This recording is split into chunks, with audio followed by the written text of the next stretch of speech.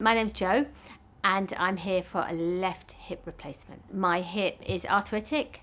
It also has little or no cartilage and it keeps me up 5 to 8 times a night.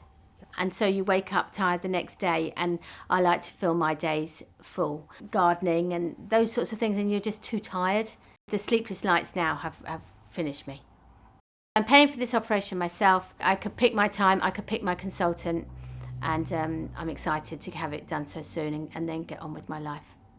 It's an exciting day today because we're about to do the first total hip replacements using a Stryker Mako robot. We work together throughout the operation, performing subtle adjustments to make absolutely sure that what we have at the end of the day is an orthopaedic operation carried out with precision that can surpass any human hand or eye.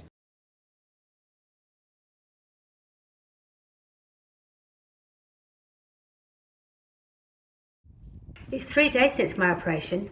I've got no pain. I was able to walk within 8 hours, and now I'm at home walking inside and outside using just one crutch.